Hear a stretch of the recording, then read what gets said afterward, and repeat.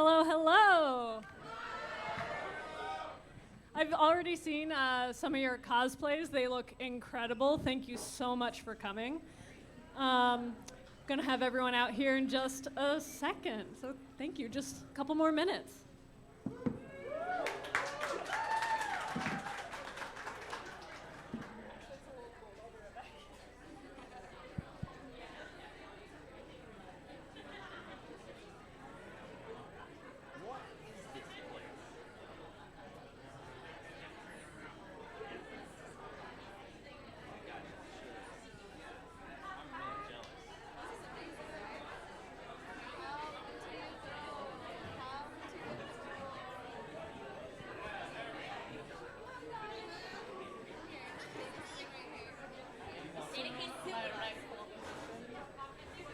That looks super comfortable.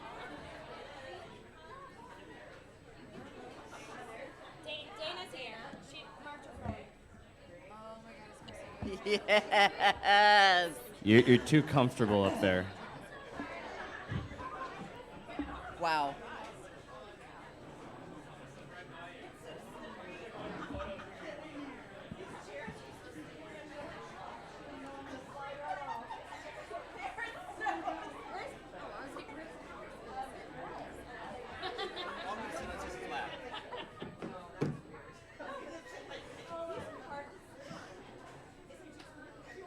I'm just gonna like. Is it just me? Here, wait. Do you want to trade? I have a different chair. I'm putting one leg down. Yeah, I'm glad you're filming this. I was like, I have a different chair. Get on. Get on. Hold your hand. Is everybody not sliding off their seat? Excuse me. You look I just very realized this is what I've been comfortable. waiting for my entire life. Yes. Welcome, everybody. Woo!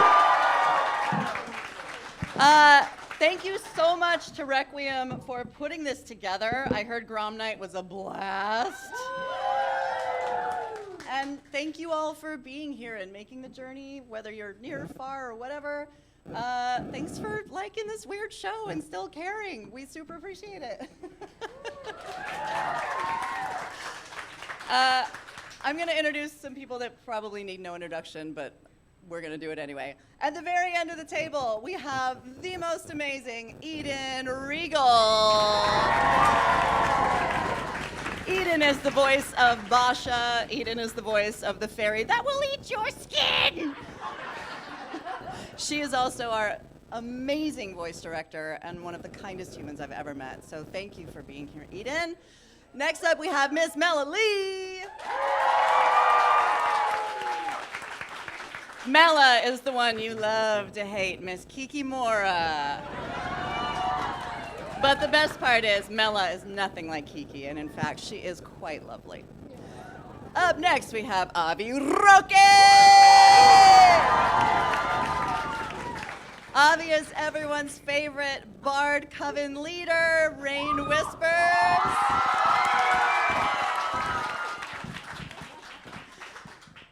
Dead center. You know her, you love her, you love Tiny Nose. It's Dana Terrace! None of this exists without Dana. Thank you, Dana. We love you. Up next, one of my favorite humans on the planet, the voice of Luz Noceda, Sarah Nicole Robles!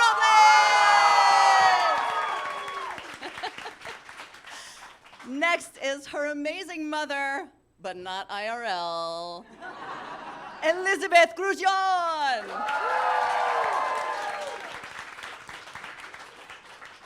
And this guy, who knows what he's doing. This guy. I'm the Lastly, voice of this Hexside school bell. Ah!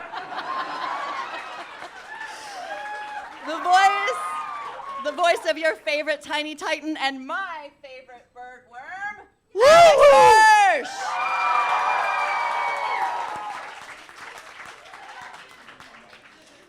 Oh my God, we're here. And we have Zeno Robinson. Zeno! Zeno is the voice of the Golden Guard / Hunter. He's everybody's favorite sad boy.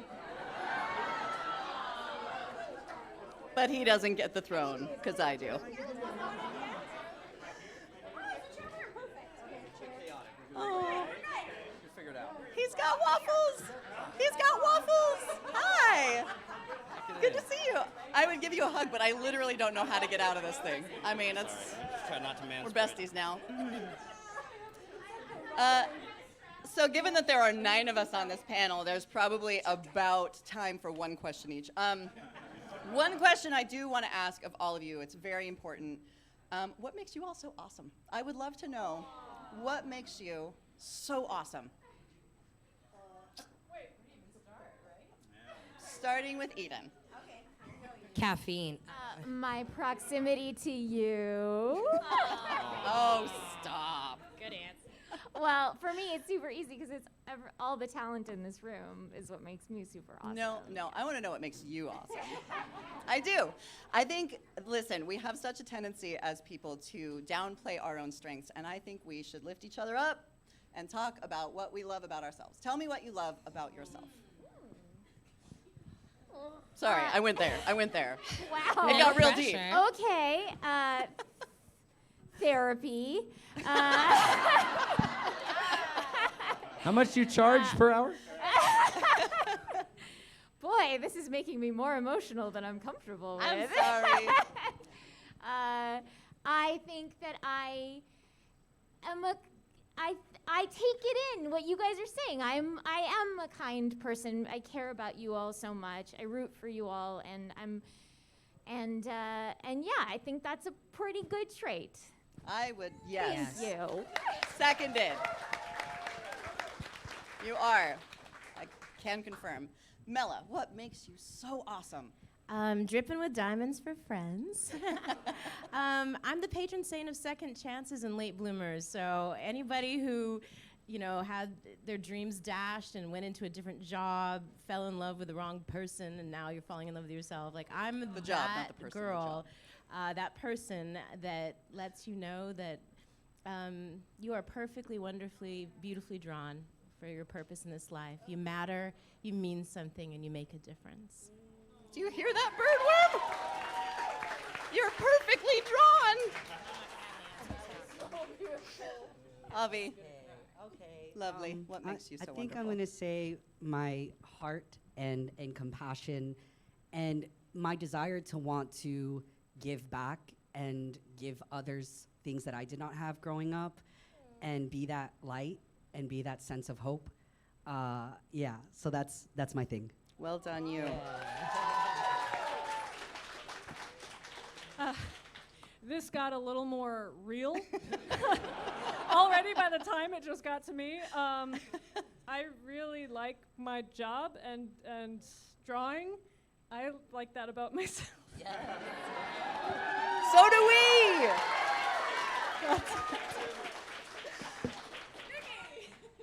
Sarah, Nick? I thought you were prepping for so much more. Okay. I wasn't ready. To be fair, you gave me this question. It was a joke. I was gonna say I'm toxically good looking, endlessly charming. She was asking me what questions to ask, and I sent real questions after that. I know. But I thought this one Okay. was better. What do I like about myself? What was the question? Why? What makes you What so makes me awesome? awesome? Yes. I'm very succinct. I don't know. I don't know.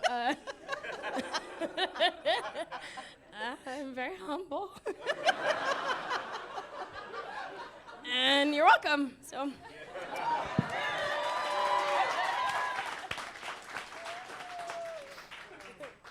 Are you really done? That was your whole. Oh boy, yeah, this is a toughie. We Sorry. started with a toughie. Listen, it was either that or like, how did you get into voiceover? And we're not going there, so. Oh my gosh. Okay. Well, I think I am.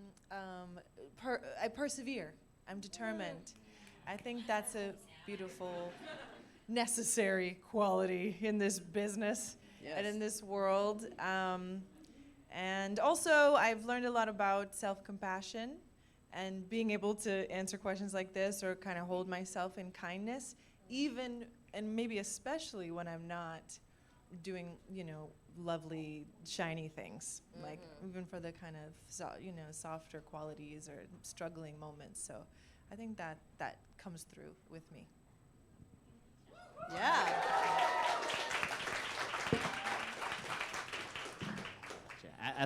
So you're asking actors to compliment ourselves? I sure am.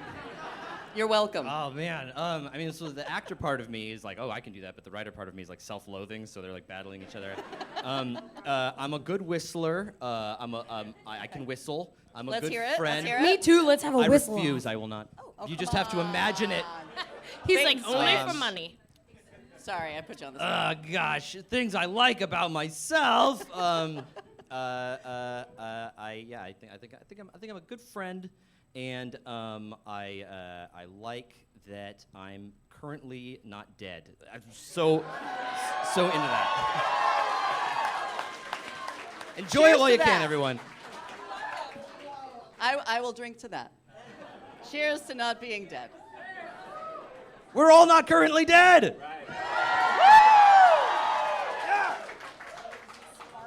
Zeno, my friend, what makes you awesome?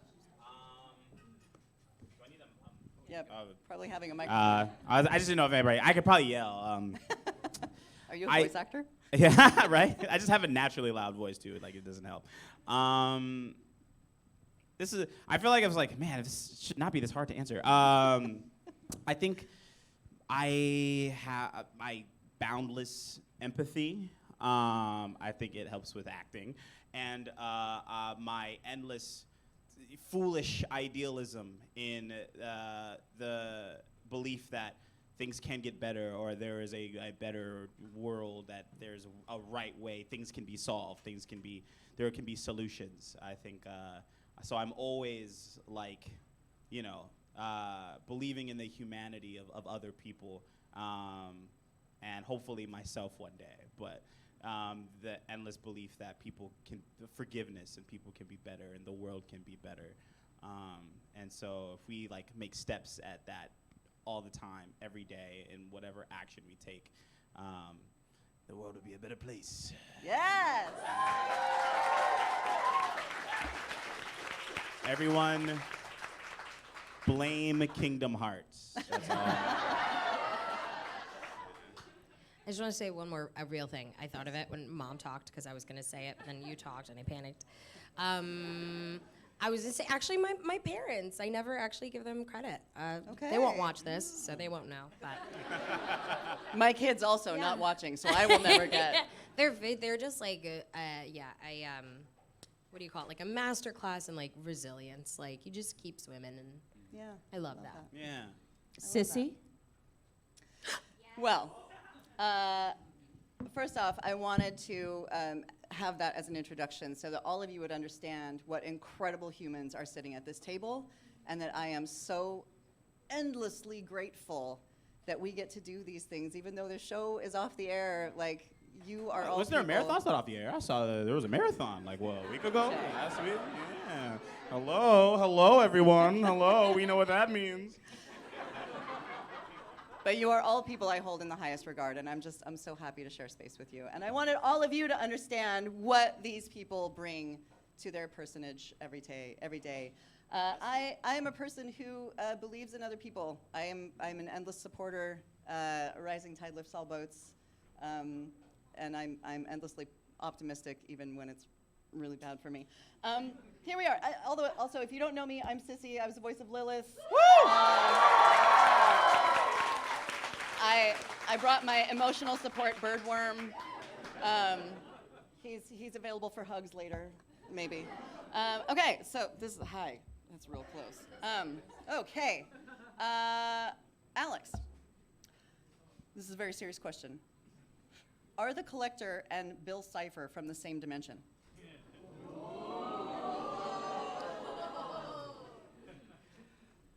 Let's see. The Bill Cipher's from my brain, and the Collector's from Dana's brain. So if there's some sort of dimension that our brains share, I feel like I can't. You're asking me a question that's half canon in my reality and half canon in Dana's reality. So I feel like Dana can answer this question. Punted it to you. In my head canon, because that's what it is at this point, is the collector in his boundless exploration of space and wormholes and whatever may else be out there, God only knows. Maybe he came across a weird-looking Dorito thing and went, and flew off. And maybe it was a Dorito. Maybe it was something else. Who can say? Who can say? You're in our imagination now. It's up to you guys. I will never not see a Dorito from here on in forever. Okay, one more question for you, Alex, before I move on. How are you and Hootie the same, and how are you different? We're exactly the same in every way. I knew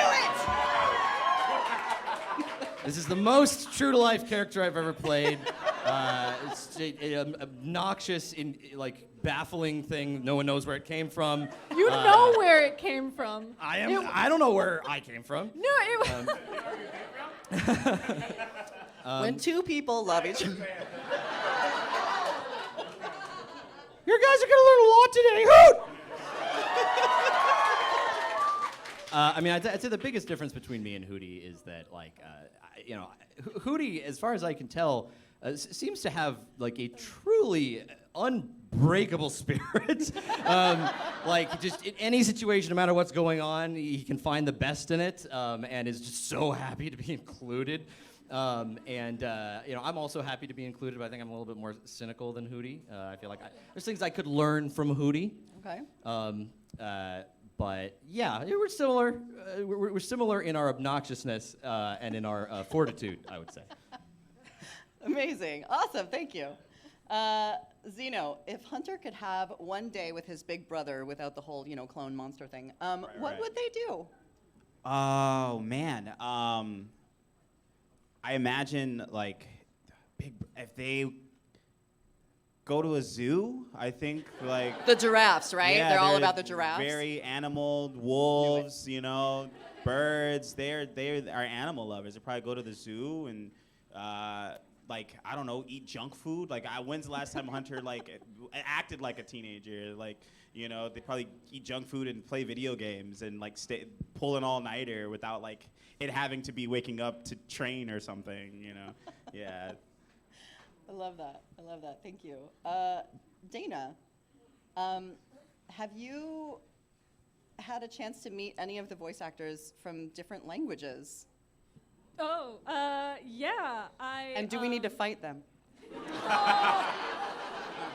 Please don't fight.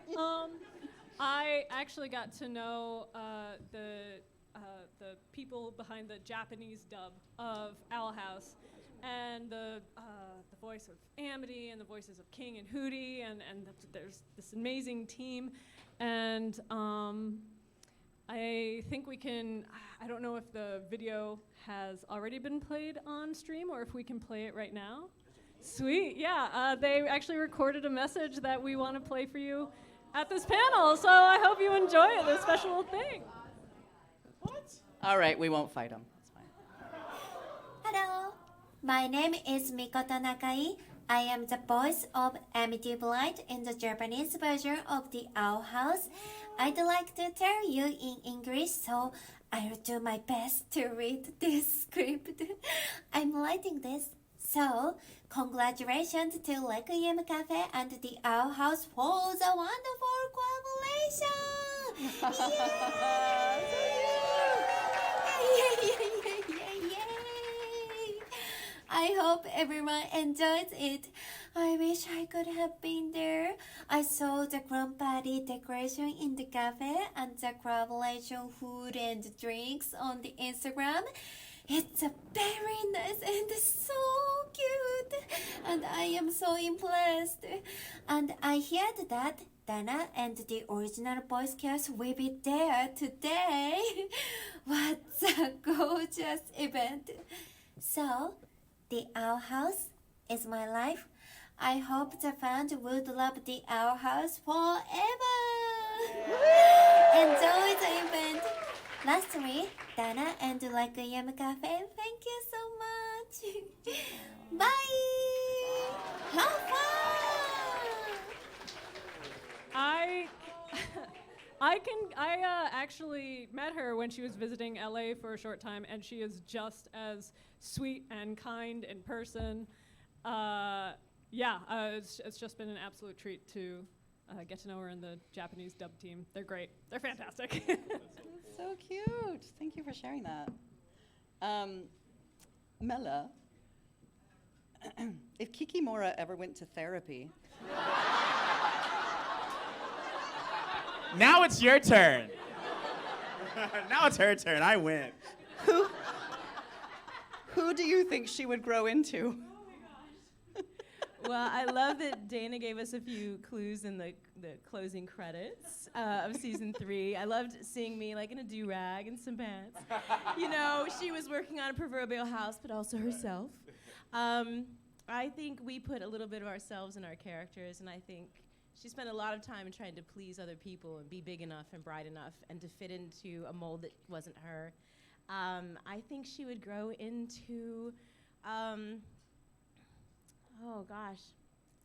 someone who was a good friend and realized that she didn't have to try so hard to be something she wasn't, because your purpose is effortless. And she has incredible handwriting, just like I do, and apologies go a long way. I think she's probably somebody who writes letters a lot, handwrites letters, like, dear Luz. Wait, I have a question. Does she write letters with her hands or with her hair hands? So I'm gonna lean into it. I mean, some people have great bangs. Second question. Does she start her own mech suit company? I believe she's an entrepreneur, for sure. That's fair, She can that's rock fair. a mech suit, I'll for take sure. Eden, I'm curious, is there a moment when you're directing when you really see an actor click with their character? Okay, great, thank you. Can you talk a little bit, because you also worked on Amphibia, you're working on a bunch of other projects right now as well, but so you've seen a lot of really incredible characters come out of these shows. Yes. Can you talk about watching that moment when Sarah Nicole Robles gets loose, or Dana becomes Tiny Nose? Dana was born Tiny Nose. That's literally just me. I love it, with a wisp. Yes, there is a moment where the actor and the character meld. I think in the Owl House, because Dana was so clued into who all of you are as people, and was so open to, seeing that essence of who you were, and then writing toward it, so that I feel like on this show there was maybe even more of a meld. I've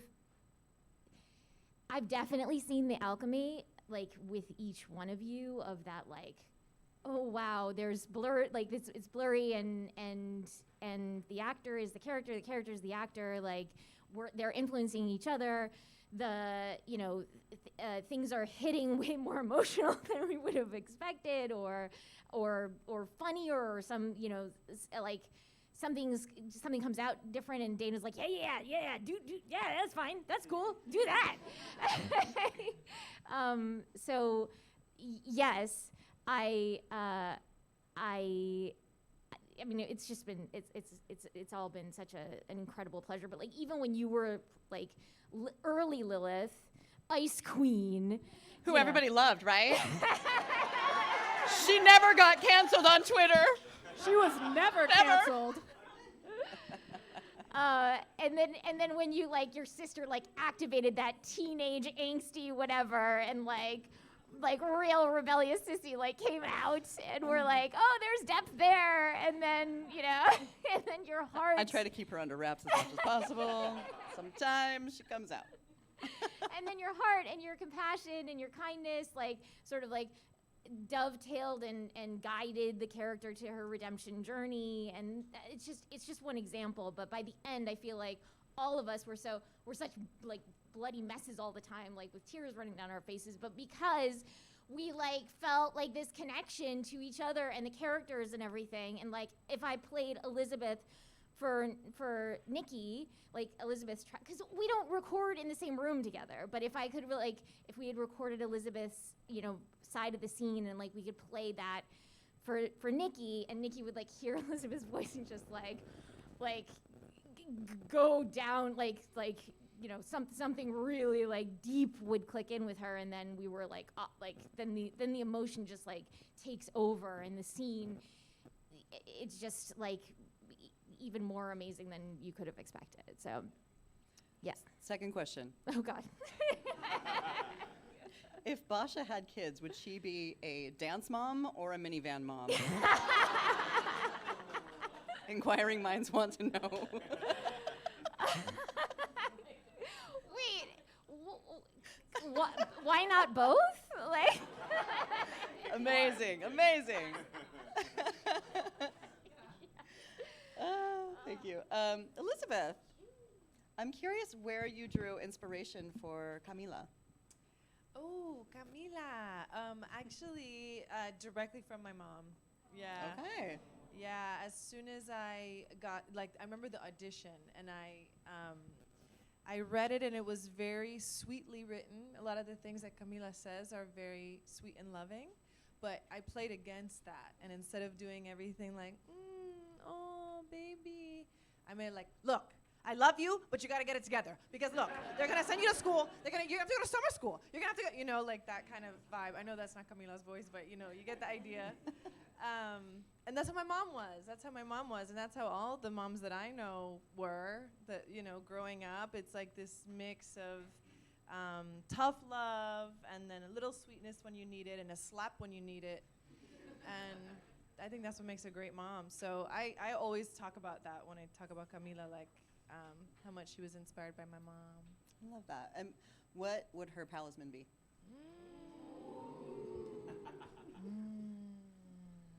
A chancleta? Does that count? That counts, right?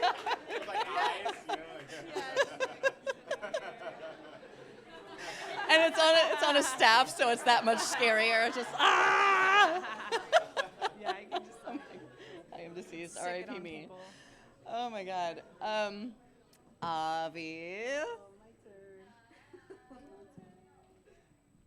Avi, can you talk a little bit about what your experience has been being trans and non-binary in this in this industry? Yeah, for sure. Well, first I want to start by saying this was my first voice acting job for an animated series, and you crushed it. Yeah. Did they not crush it? Thank you.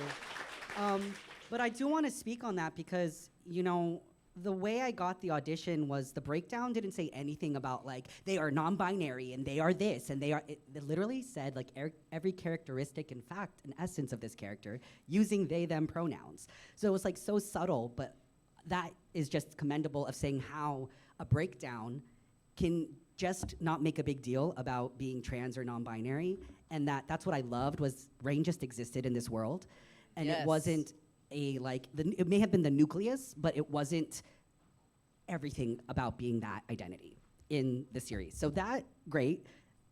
This is just examples of saying how this was a beautiful experience. And I don't know if you remember this, but there was a time where we were in the recording studio, and I think the engineer misgendered me and said he, something, something, something. But Eden, you popped in, you were like, they.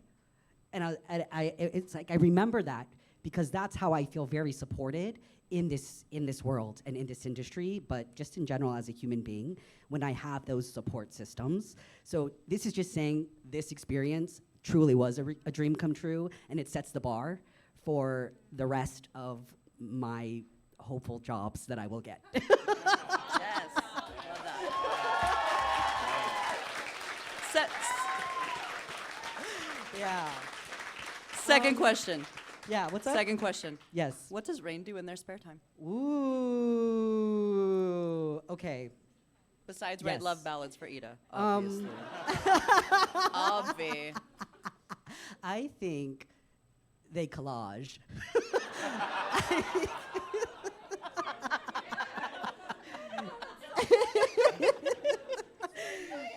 They collage. Amazing. Yeah. And I think they really love going for walks in nature. Okay. Yeah. And yeah, just being a sweet little bean.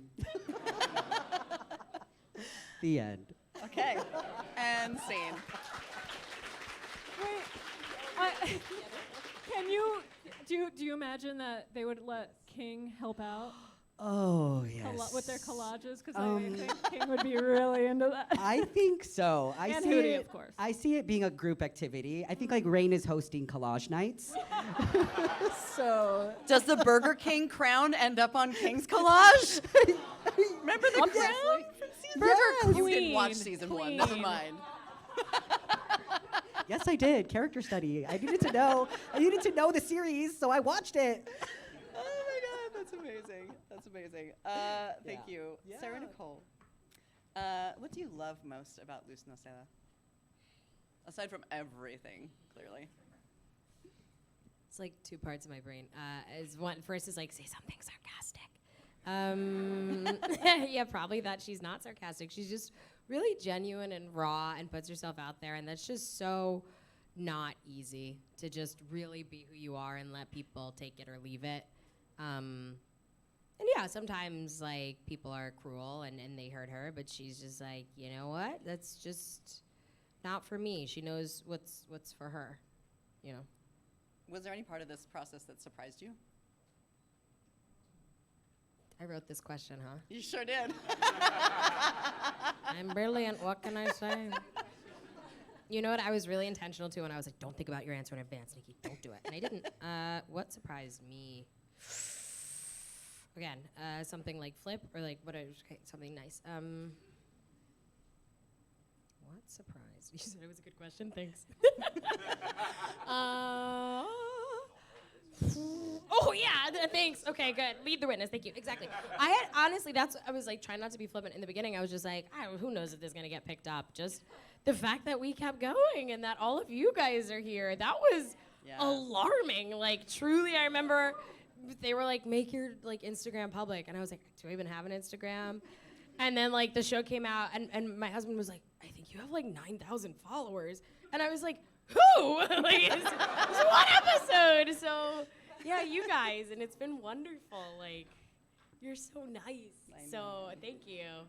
Yeah. It was true. I remember we some of us met at the rap party, like pre-COVID. Was it pre-COVID? Yes. Was it? Oh, you mean the launch party or the premiere party? Premiere party. Premiere party. Yeah, Thank you. at the bar. Yes. Yeah.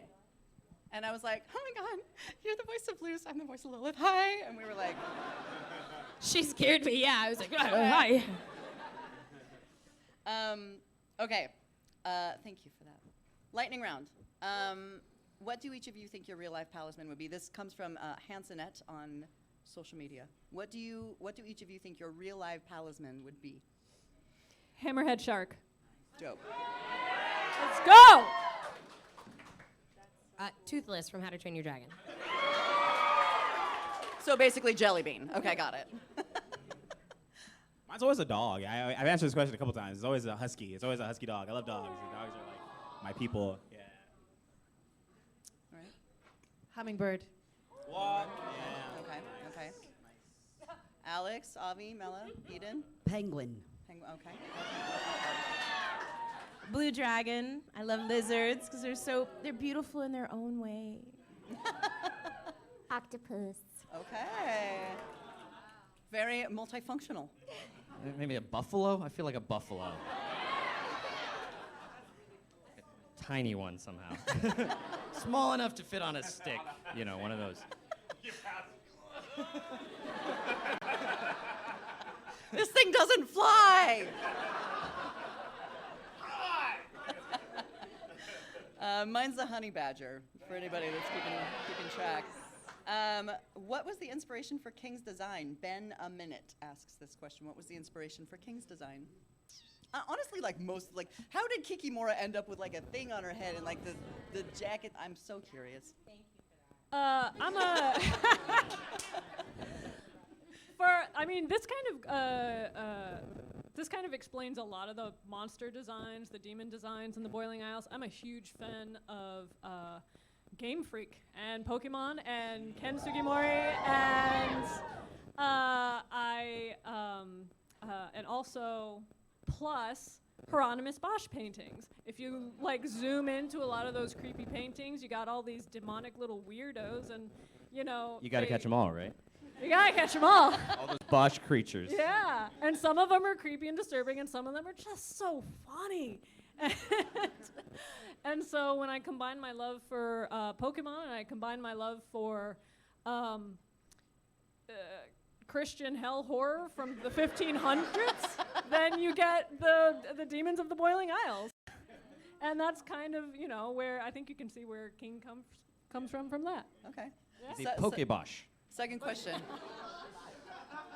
If we were to boogie down to History Town, what would we find there? Too much.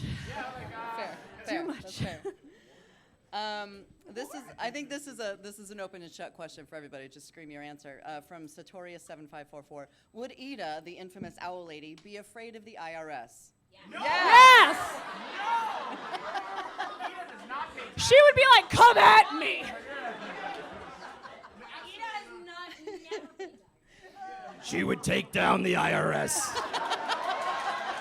From the inside. She would be the one to stop them. What a perfect woman.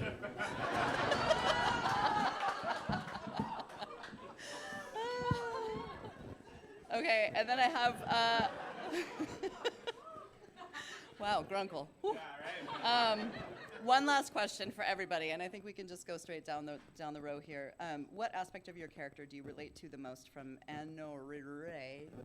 Wants to know. Anorire wants to know what aspect of your character do you relate to the most? I did not just have a stroke. I'm sorry. Is that Blinglish? Yep. Eden. I guess that like personal achievement will like fill like some void inside us. You know, like if we get enough like whatever accolades or what, you know, that somehow everything will be okay in your life, but it doesn't really work that way. You're way nicer about it, though. Just saying. This is a hard question. I feel like I'm a nice person. But I feel like Kikimora thought she was nice, too. I think trying to be something you're not can turn anyone into a monster.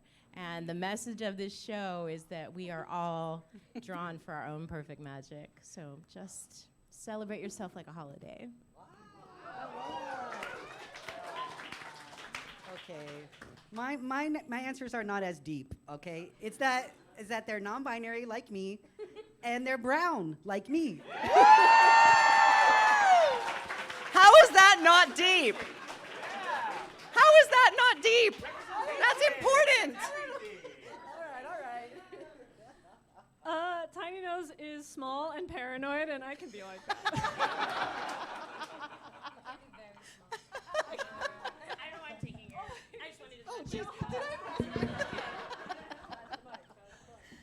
I think we're both just like, we love our people and we're just trying to fix. We're fixers. We're like, I'll help, and then maybe we're not great at helping, but I try. I love, okay, I think, now I'm gone blank. Her determination, like I was saying before, like I think I have that quality, and I think Camila has that quality, like, okay, now this is happening. So let's figure it out, you know, and it's just like the love to always push forward and fight for it and figure it out. I love that about Camila.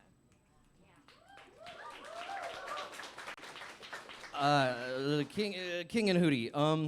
I think maybe the way that I'm like King and Hootie is both of them are outsiders who find themselves drawn into a found family. And that's definitely something that I've experienced over the course of my life. I think there's a big theme of found family in the show, the idea that, you know, you can sort of create your people and you can find them and you can put them together and you can take on the world and do anything together.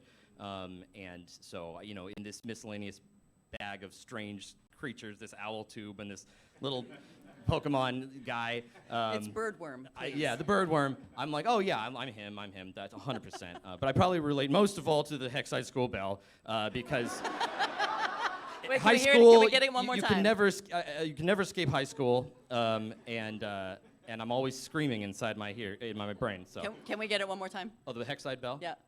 Ah! You may now move through the hallways. I think, like, in a lot of ways, Hunter is like a kind of a physical manifestation of my own sort of like darkness. You know, he had said something once in the show where he was like, oh, we don't want to like let down, we don't want to disappoint the people who think that we're special. And I was like, it's so real. And it's like that's the kind of person I am. Like I used to like sort of find my worth and how special other people thought I was. You know, so I would do anything for them, and if I hurt them, it would be all my fault, right? And like it was like I can't let this one person out of everyone in the world who finds value in me, I can't let them down because of that. And like how it's sort of like I would do anything for the people who believe in me and who believe, yeah. And so he's just got to figure out like the right people believing in him, and that was his whole thing. And so like, and he had to deal with that, and I've had to deal with that in my own personal life as well, by finding the things that actually like love you for who you are, right? Like Flapjack, right? And so like you know, and Luz, and then his found family, and those are the people who care about him in a healthy way, right? So I think like in a lot of like his growth, I was growing with him at the same time, and so I'm forever thankful for Hunter for that.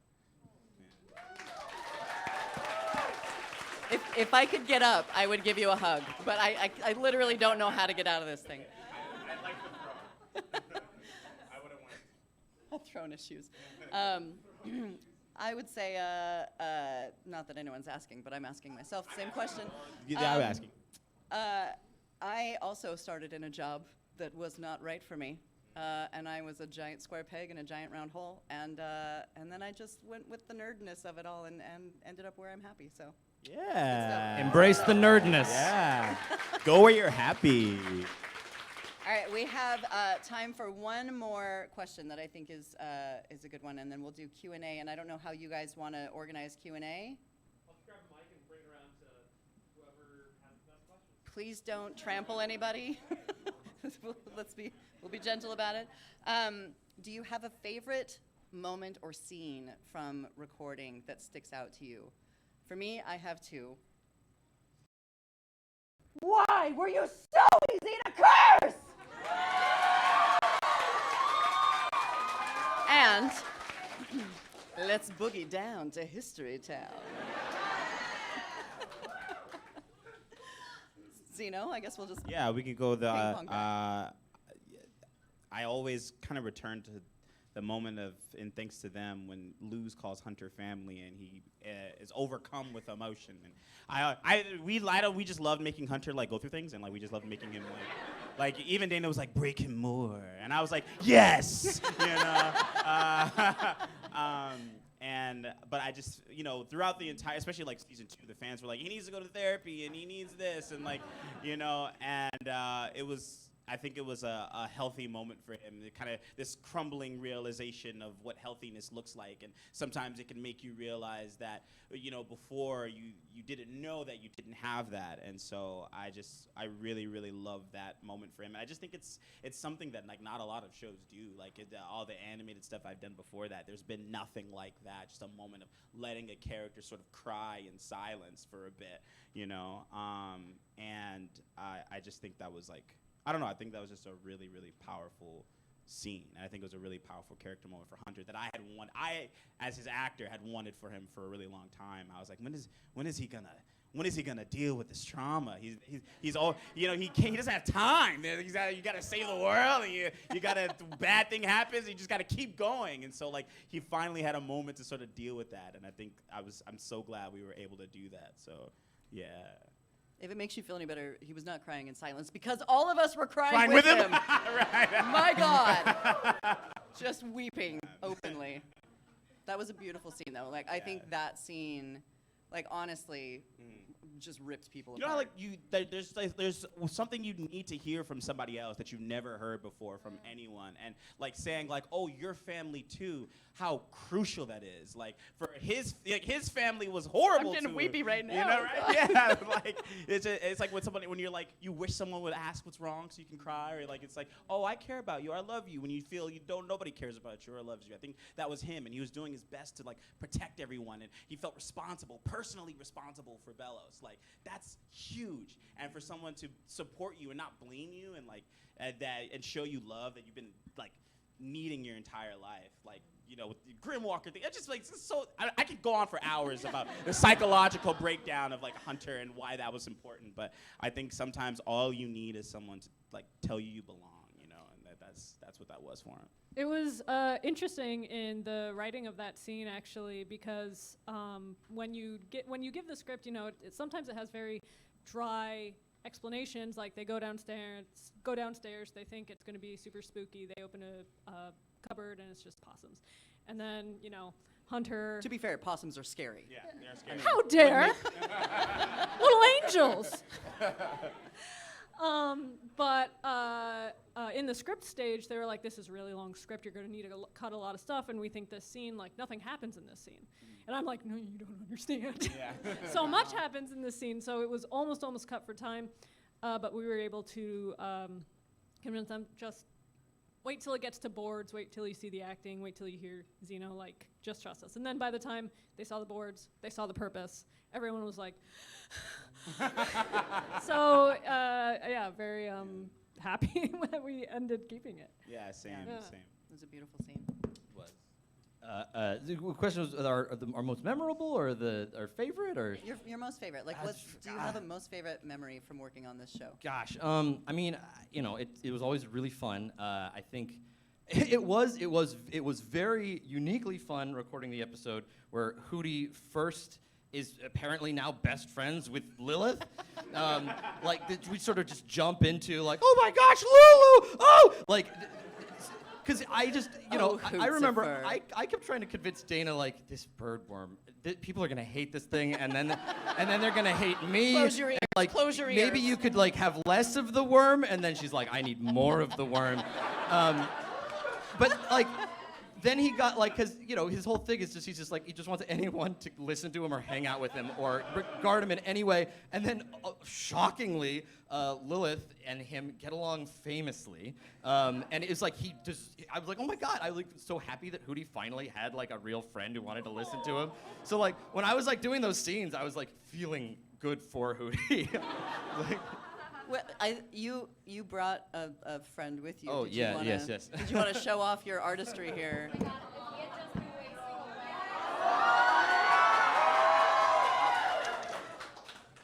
Finally, someone who tolerates me! Hoot! I love you!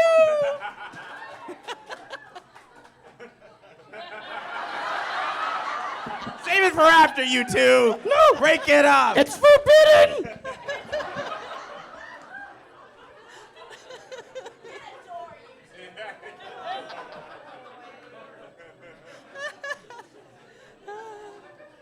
Oh my God.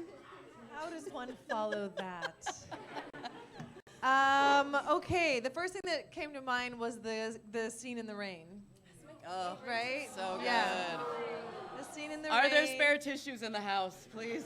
With Camila and Luz and the beautiful writing and them like really connecting and understanding each other, apologizing, which is so beautiful, and I feel so rare between, I mean, at least in my experience, between like mother, child.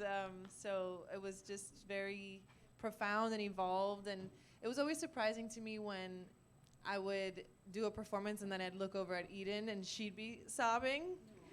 I was like, okay, like, wow, we cry in here. Like, means you did good. Make her cry more. yeah.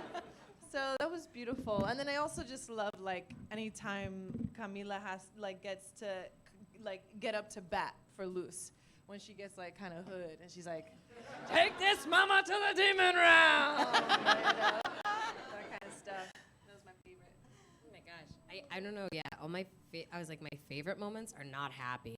Like, or rather, those are happy, but like the ones I did where there's like a lot of drama. But it's such a gift to be able to do that in an animated series. Like usually it's like, I'm gonna punch the bad guy. All right, everything is over. Like to actually have a chance to get like your teeth into History Town is just. There's like so many. That was definitely one. Like a big one. I was like, Dana, this is really good. So good. I read it. I was like, this is something. You're gonna go places, kid. Sad. Also, when Flapjack died, I remember like, don't you dare. So I was like in the booth and Dana was there that day and I was like, Dana, please take me. And she's like, well. And I was like, oh shit. This show is wild. I don't know. They're all fun and wild. I don't know. We did them through COVID too. Those were wild. Yeah. I loved Emo Loose. She really got me through things. I don't know. I can't. Yeah, all of them. Well, I mean, you were in every episode, so I imagine it's hard. Only the good ones.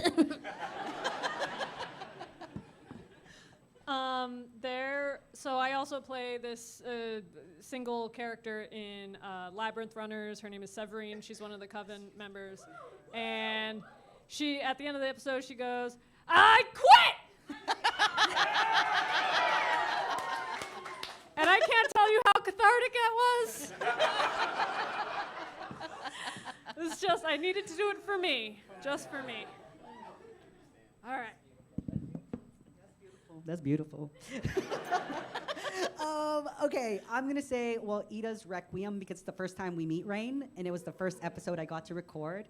But my favorite line is in there when they're playing Ida's Requiem, and the photo falls out, and it goes, "Don't give up so easily. They probably need you more than you realize."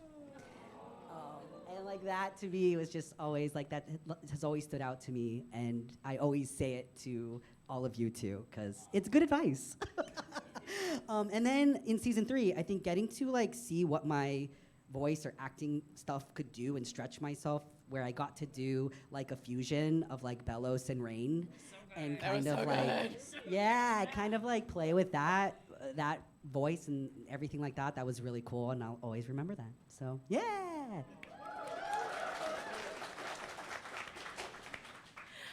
There was a scene with Kikimora talking with her mom in Palm Stings. And we realized that we choose the love we know. And so like she's in the situation where she's trying to impossibly make her mother happy and Bellows happy. And I love that you've given her like some dungarees at the end, so we know that maybe she's got a new timeline.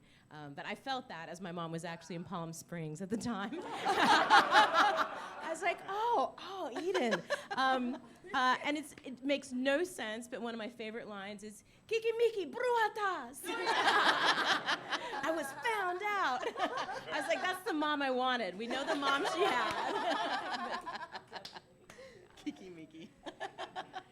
I mean, like everybody else, there's so many to mention, and I'm so glad you guys mentioned so many of them. But for Basha, I really love the cold open that we did with her, like changing her nails and getting ready for like the big game, and she's like struts out, and she's like, graveling line starts here. That was like amazing. When I opened that script, I was like, what? It was so, it really was cathartic, like to get to play such a meanie. I loved it. I loved it so But what about the fairy? The fairy was also amazing. I was gonna say, like I still, it was in the first episode, I think. It was my favorite. Like, what? I will eat your skin. Oh, it's this, right. I'll eat your skin! The cutest little fairy that opens those mouth of horrific teeth. That to me was like, okay, this is not your usual Disney fare. Thank you, everybody. It's so rare to see, for me at least, to see a show that every single character had an arc. Like every single character had something that people could latch onto and love. And That's why I love this show. Okay, so we're going to do a Q&A. If I can ask a favor of everybody that does ask questions, if you can keep it to one question and one person on the panel so that it's not 9 people, then we can get through as many questions as we can, please. Thank you. I'm going to start close to me, just to make this easy. Right here. Not a question. I just want to thank you all for adding this to our lives. Thank you. This is a question for Zeno. What? No. In your opinion, what would Hunter's favorite Kingdom Hearts character be if he played all the games? It's for sure Roxas. I mean, like, they're the same guy. They're like, it's for sure Roxas. He'd be like, that's me. I feel Sora's too happy. Okay, question for Dana. Are you working on any more projects, like any more stuff? I can't say. This is a question for Dana. Do you have any plot lines that were possibly cut that you were for time, possibly?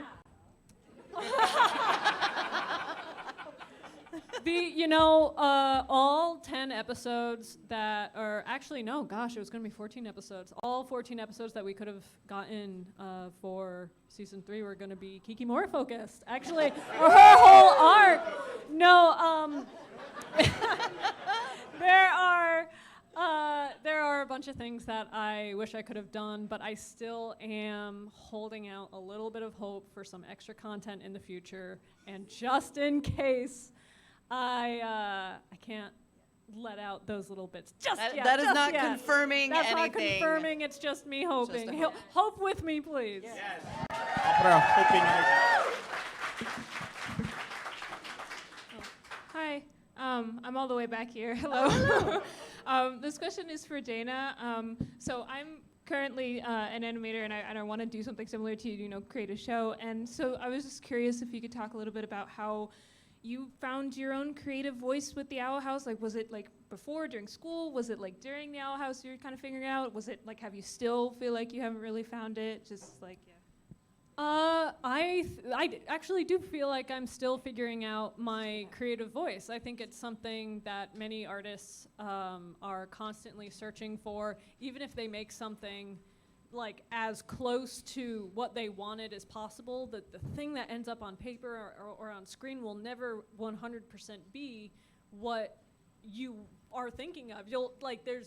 I don't know a single artist that looks at something they've done and you could consider it a masterpiece, beautiful, perfect, and they'd be standing there like, if I could just change that.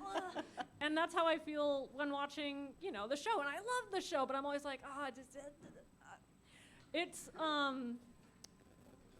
an important journey for every artist to search for their voice, and the lucky ones do find it. But if you feel yourself constantly searching for it, know that that is normal. That is part of the creative process. Sometimes it stinks, but sometimes it means you come up with some beautiful experiments and solutions to creative problems. So good luck to your animation journey.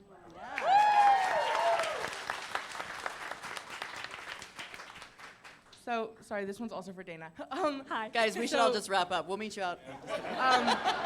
Me and my partner are both writers, and part of what we love about the Owl House is that every character is amazing and has their own arc.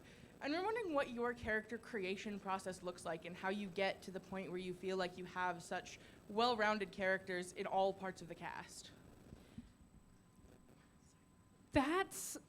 I just kind of write. There's this process in animation. I come to writing as I would go to animating something. So in animation, if you're animating, you can either do key poses, the big story beats, what's going to happen here, here, here, or you can animate straight ahead where you kind of have an idea of what you're doing, but you're kind of making it up as you go. And that's not to say we were making up Owl House as we went, but we had our big story beats, but in between, if it felt like, oh, it doesn't feel like we're fleshing out this character enough, let's do something here. Oh, we want to do something here, let's do something here. And we were constantly challenging ourselves to surprise each other. If a character was coming off one way for a couple episodes, we were like, what what if we learned something about them that changed our perspective on them? Whether for good or for bad, if that helped us get to the end goal of what we were planning. But it's a mixture of surprising ourselves, having fun with the characters, and also just allowing ourselves to go with the flow.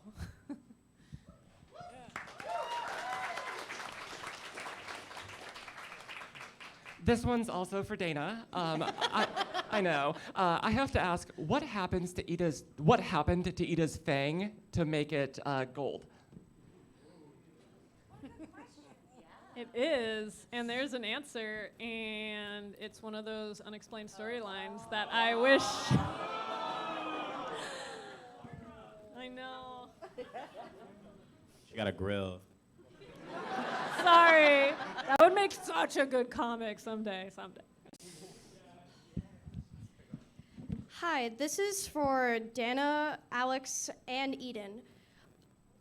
Alex, I know that with the connection with Owl House and Gravity Falls that you confirmed later in this show, that you said that canonly you wish they kind of existed together. There has been evidence of other shows that say they are in the same universe, say as Amphibia, Owl House, Rick and Morty, Gravity Falls. What other shows do you that you have evidence for that could connect all together?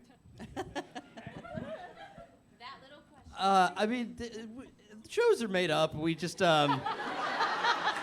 just We're all make them friends. up. And then if you got a friend making a show, you're like, hey, want to connect our made up worlds with like a sentence, and they're like, yeah, let's do it.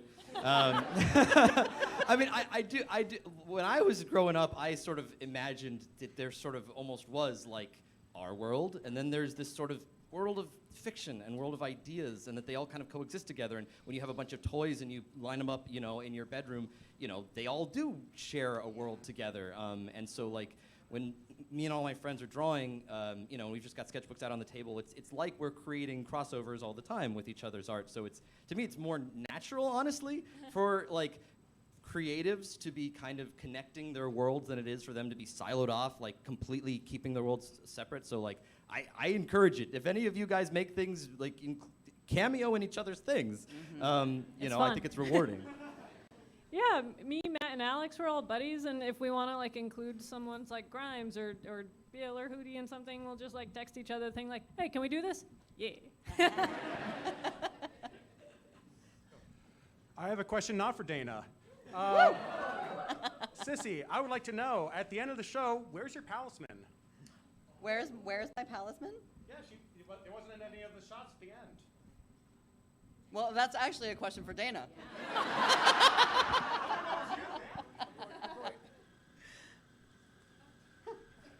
Was Mike Socks just left by the wayside when she became a I harpy? would have bet money that he's there.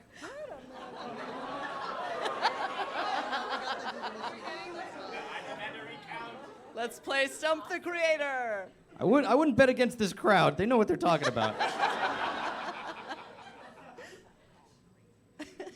He was on sabbatical. I'll get back to this question. He's been working really hard. Well played, sir. Hello, I have a question for Sarah Nicole. Hello. So I know the fan base was very worried that Luz didn't get her quinceañera. And we thankfully got a very nice Bowling Isles version at the very last episode. But my question is, if Luz did have a full quinceañera, who would be her chambalan?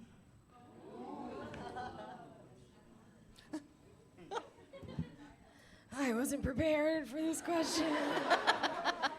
I don't know. What are the requirements? Give me like. Got it. And it wouldn't be Amity. We're saying it can't be Amity. I'm not saying it can't. She want her girlfriend there. Escort of honor. Mom's gonna be there. It's Lilith. Oh no, I think it's Hootie. I think she would like throw Hootie a bone because it'd be really important to him. It would be really important to him. Okay. Thank you. That was so fun. Mike Sox is holding the camera for the last shot. See, I Someone had told to you. take the picture. So.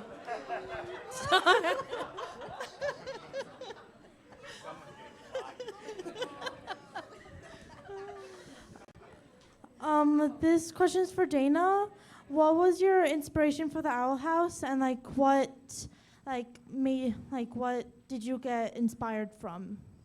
Thank you for the question. I always liked stories about witches. I always liked drawing demons. Like I said, they're just like creepy little Pokemon, very close to my heart.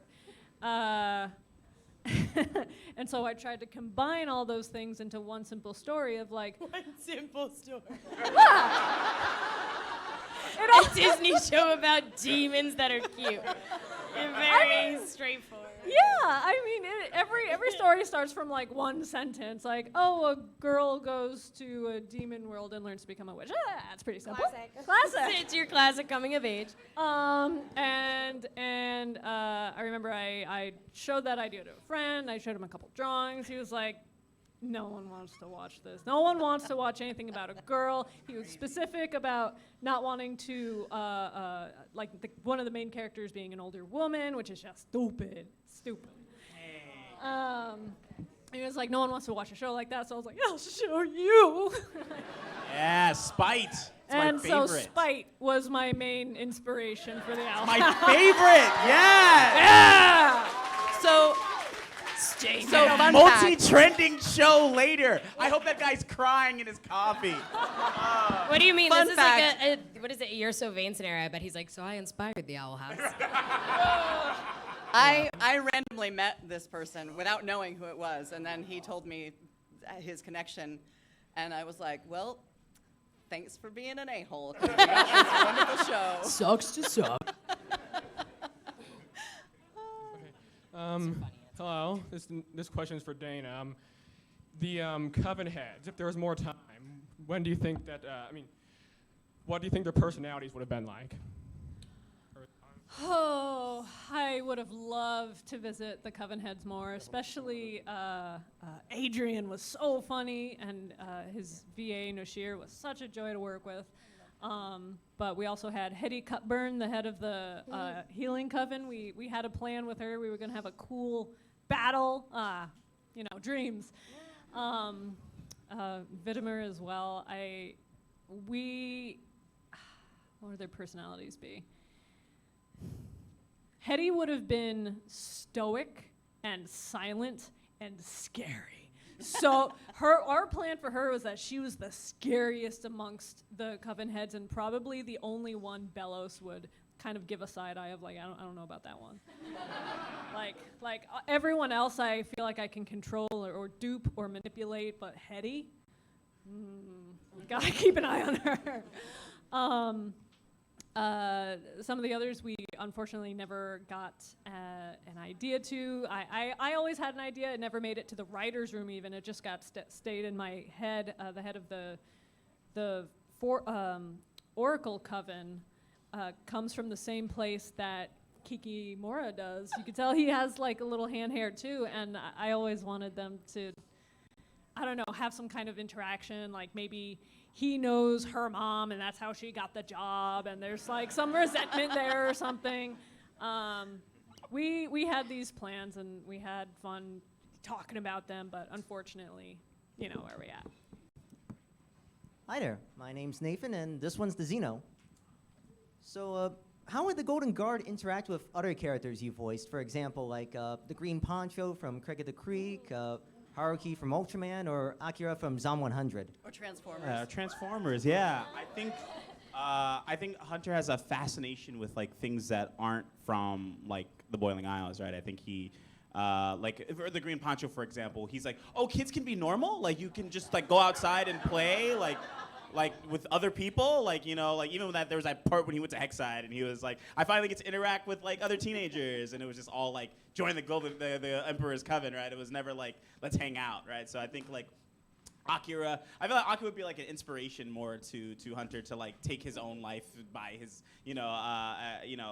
do whatever he wants to do. Even though I just don't think Hunter would understand sort of a lot of those like human sort of like sentiments, right? He'd be like, yeah, I do whatever I want. I make talismans now, you know. But yeah, I think Hunter would find it fascinating. Like now, at this point in his life, he'd just be incredibly like fascinated by like anything new, right? Anything outside of his like world of expertise. He'd just be like, oh, that's so cool. Like, how do bow and arrows work? You know? Oh, you're a giant talking robot. That's cool. Like, how do you function? You know? You like, what's a motorcycle? Like, how can I ride it? Can you teach me? You know? Yeah, yeah, it's cool. This question is for Avi. What are your thoughts, if you had to explain how you feel about Terra Snapdragon in one sentence, what would it be? Oh, gosh. You're right. I feel very Fuchi. No good. Terrible. Awful. Terrible. Period.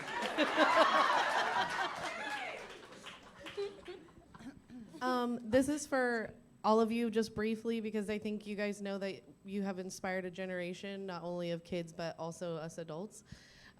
If you had to say your favorite line as in your actor's voice for the character, what would it be briefly, each of you? Oh, Hootsifer, you truly are a gem.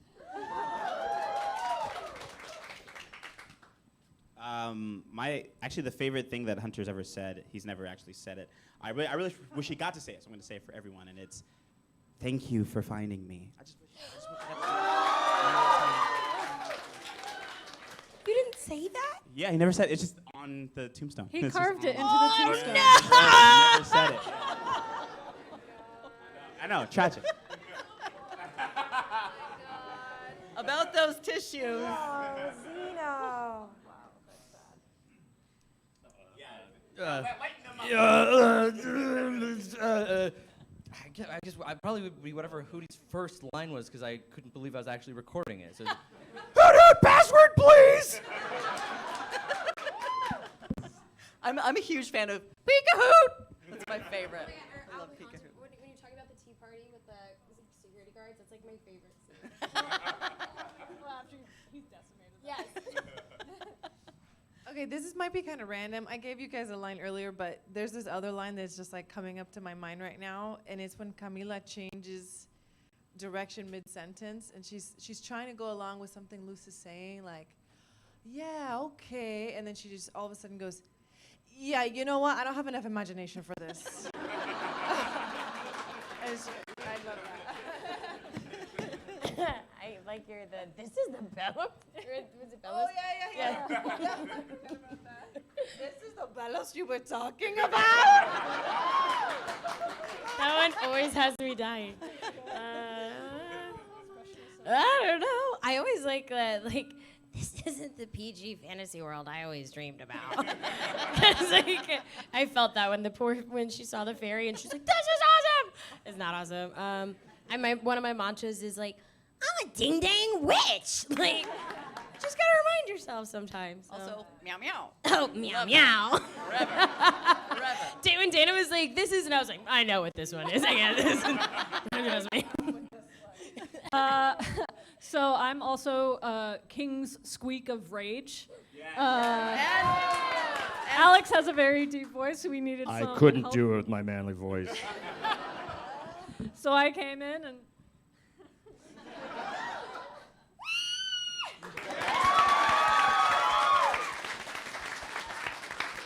Also, Baby King. Also, Baby King. I'm Baby King. Wait.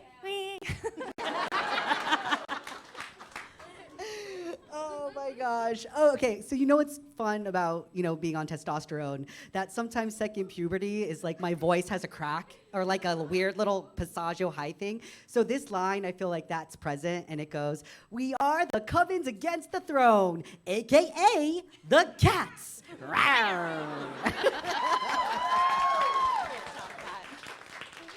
I have nothing. I play tikis and kikis. It's like a thing in my career. They're all kind of small and odd, or dragons. But I sometimes always I always think that Kikimora would have had an arc where she'd be a little more mellow. But know your power, own your strength. You are made of magic and miracles.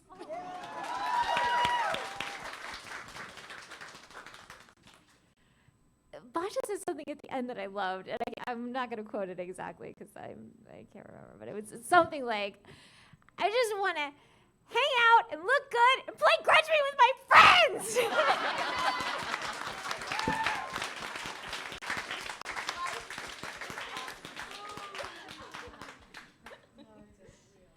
We can do a couple more. Yeah. Okay, so this is my question for Alex. What is your process in coming up with voices for your characters, or do you just try to scream into the mic every chance you get? You got me. Yeah, I mean, it's a process for coming up with characters. I mean, for the Owl House, so King, Dana just said, talk in your actual voice. King is just my voice with the slight pitch up, and I kept trying to like do a voice, and she's like, no. It's just you. So there was really no process for that. And then for Hootie, it was just a really bad Mickey Mouse impression. And it was a temp voice. It was temporary, and Dana decided to keep it for some reason. But generally, I mean, I don't know about everyone else here. Like, usually, if you're doing voices, you also have to be. If you're talking a lot, you also got to listen a lot.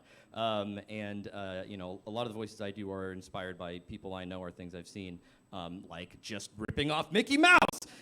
So you know, either be inspired by your life or plagiarism. Those are the two options. The highest form of flattery. This is a question for Sissy and Sarah. Personally, what do you think if Luz and Lilith hung out? What would be their favorite activity to do with each other? Oh my God, like cataloging, taking notes together, organizing our no. notebooks. I don't know. Crossword puzzles? You like crossword puzzles? I like crossword puzzles. Or like word searches, collaging with rain. I don't know. What wouldn't we enjoy doing I mean, together? it would be like historical research of like Yeah. building architecture. Oh my gosh, no. I would illustrate your book. So Dana, when you get that spinoff. That was a would be very fun question, thank you. super fun, yes. And collaging.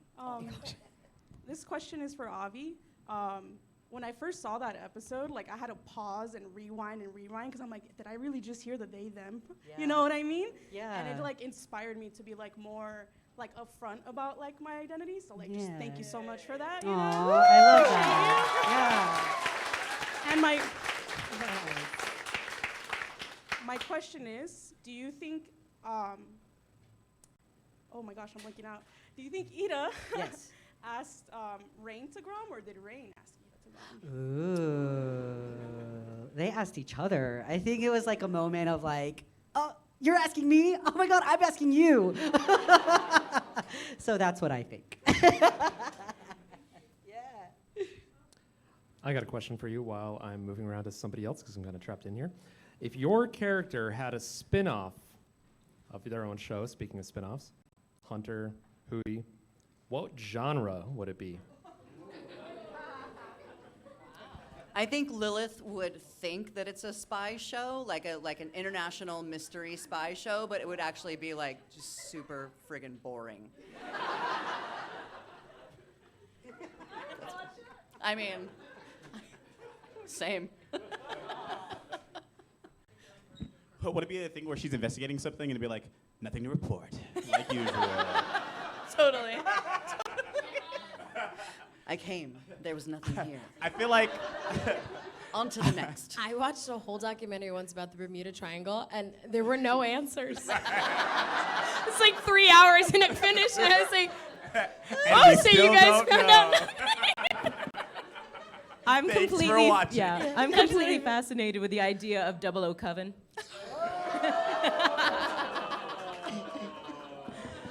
You're gonna bring on the laughing asthma. I think Hunters would be the actual spy show. I think. Oh, Yeah, I yes. think it would be like going back and like seeing any more Golden Guards in the world, if there's any more left, or like removing all essence of Belos. You know, I feel like he would do that because he's always like self-aggrandized. You know, always like, I've got to make sure it's all gone. You know, like so yeah, his would probably be like the actual spy show, like uncovering some kind of plot. And they would show right after one another. Yeah, right, right after. It would happen concurrently, right? It would be like, like Lil just miss it, right? Like, like he'd be like, "Do you want to come with me to this thing?" You're like, "No, I'm over here." Okay, and then like he'd find it, right?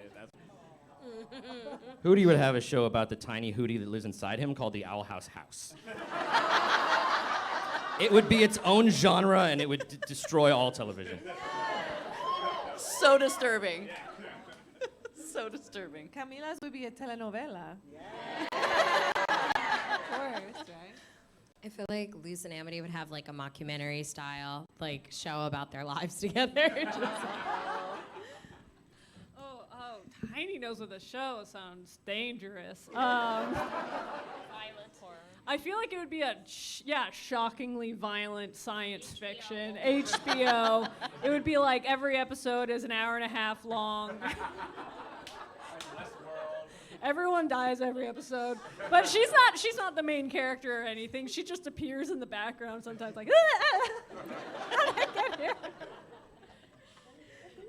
I think it would be like a Rada spinoff. So I think like a nice rom-com, and I think it would be called Heartstrings, which somebody's thought of this. And wait, Heartstrings is actually, it's a Rada fanzine out there. So just throwing that out. Oh my gosh. What is the Owl House version of YouTube where Kiki Mora is like, she does tarot? Which tube? Which tube? Basha's got her own reality show. It's Grudgeby Moms. Wait, what did you say? Grudgeby Moms. Grudgeby Right? Oh my God, it writes itself. By the way, I just need to say that, Sissy, you always need a dragon throne wherever you go. It just fits. Thank you. I've been waiting for this my whole life. Are we ready to? Okay. I'd love to ask this to all of you guys, but just to Dana. When you first started this project, how does that compare to what it is now for you? Like, did you ever think it would have this big of an impact? Nope. I went into animation and I go into show running, like I said, like in the very first question, because I love animating and I love being very busy and I love solving complicated, stupid problems that I give myself, and that's what show running is. I'm making my life difficult every day and then trying to figure out confusing solutions, and for some reason that makes me happy. So the fact that the show did blow up and people did connect to it, no, I was not expecting that the level of that. It's nice and I wanted it, and there's certainly themes that were purposefully put in there that I'm so glad people have connected to, but it's been overwhelming, positively overwhelming. In the beginning, it's a very lonely process. You're just with your artists, you're kind of biting your nails. Oh, I don't know if any of this is going to work. I don't know if anyone's going to like these characters. Oh, I'm such an idiot for doing this. And then at the end, you're like, I still feel kind of stupid, but I'm glad I did it. I fooled them all. I'm glad I did it, and I'm going to take a nap now. We're glad you did it too. Yeah. Thanks. All right, I think this is our last question. Okay. Yes, hi. Hi. My name is Helix. Very nice to meet you all, and thank you so much. I'm an employee here at Requiem as well, and we are so grateful to have you here with us. So I can tell you've never seen the show. Oh, God. What is this? What's happening? No, I have less of a question, more of just an appreciation to extend to everybody here. I think, Dana, I have the highest respect for you for bringing so much positive representation of marginalized communities to a children's show. Thank you, appreciate that. That is something really special, and it's why I watched the entire show, because I needed to see all of this beautiful representation, and I think you nailed it with everything in the show, and with the cast involved as well. Like, that's just beautiful to see. And I mean, I went back to school to become an animator and a voice actor. Definitely. Yeah, all right. Alex Hirsch is a huge part of that. Like, I saw that and I was like, that's what I want to do. And then this came out after that, and yeah, hootie. So, so thank you for doing that and inspiring me. And my question was going to be, like, what advice would you have for students like me who want to be a voice actor, who want to be an animator? And it can be just one person if you have one piece of advice that you feel, especially for moments in which we are struggling and feel like you can't do it. Always follow your gut. Yes. Like, as weird as it is to say, but like, your body knows when you are drawing something you love and writing what you love, and when you hate something. Like, you can physically feel it sometimes, and the more in tune you are with your gut, the more you can say, like, I don't want to go down this path. I want to make the tone of my project or this character more this way, and the more you can follow those inclinations, the more confident you are in what you're making. So that's my advice. Thank you. As far as voiceover stuff, like, the exact same. Because if it's not for you, that's okay. Like, as wonderful as we all are, we all aren't playing every character in the show. So, like, just bring you to it. And if that's right, it'll sing. And if it's not, dope. I can't wait to find who it does. So, like, just keep, we all want to quit all the time. It never stops. It's normal. There's never, like, an it is never. So it is, like, you have it's riding the roller coaster, so just take care of yourself personally, and that will shine when work time comes. Can I also, I usually do this at the beginning of panels, but I forgot. The cosplay. Oh my gosh. Beautiful.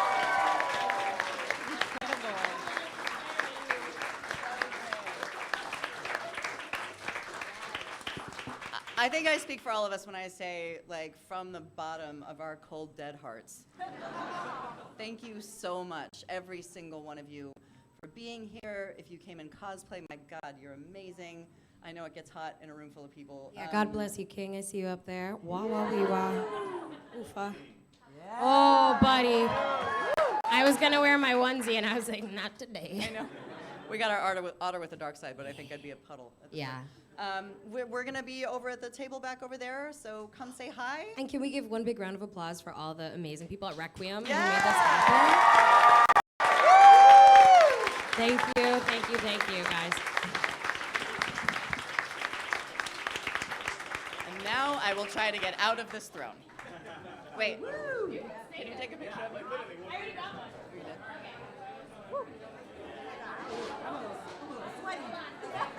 And a high chair.